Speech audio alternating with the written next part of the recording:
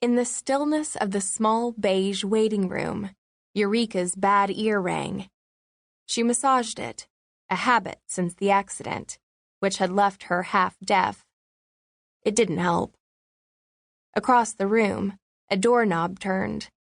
Then a woman with a gauzy white blouse, olive green skirt, and very fine, upswept blonde hair appeared in the lamplit space. "Eureka?" Her low voice competed with the burbling of a fish tank that featured a neon plastic scuba diver buried to his knees in sand, but showed no sign of containing fish.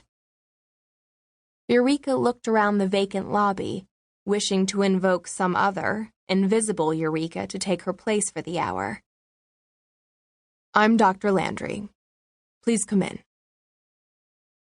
Since Dad's remarriage 4 years ago, Eureka had survived an armada of therapists. A life ruled by 3 adults who couldn't agree on anything proved far messier than one ruled by just 2.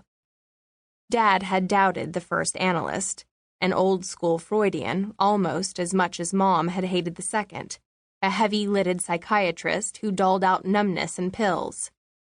Then Rhoda, Dad's new wife, came onto the scene, game to try the school counselor, and the acupuncturist, and the anger manager.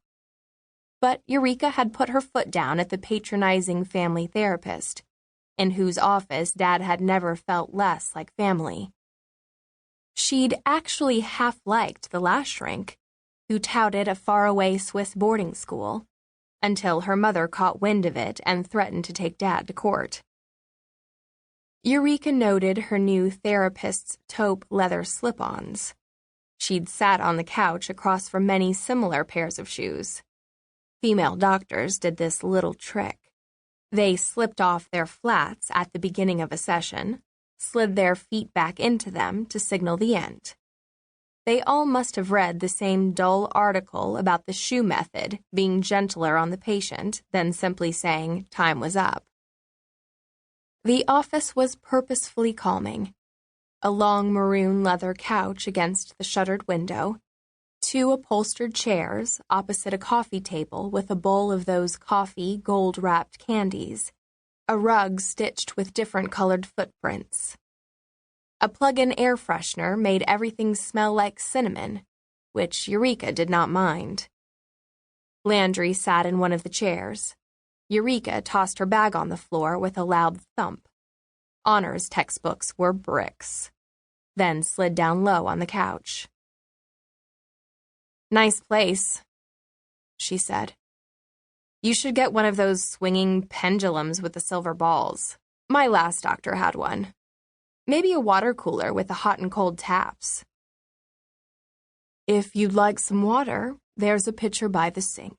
I'd be happy to—" "Never mind." Eureka had already let slip more words than she'd intended to speak the whole hour. She was nervous. She took a breath and re-erected her walls. She reminded herself she was a stoic. One of Landry's feet freed itself from its taupe flat, then used its stockinged toe to loosen the other shoe's heel, revealing maroon toenails. With both feet tucked under her thighs, Landry propped her chin in her palm. "What brings you here today?" When Eureka was trapped in a bad situation, her mind fled to wild destinations she didn't try to avoid. She imagined a motorcade cruising through a ticker-tape parade in the center of New Iberia, stylishly escorting her to therapy.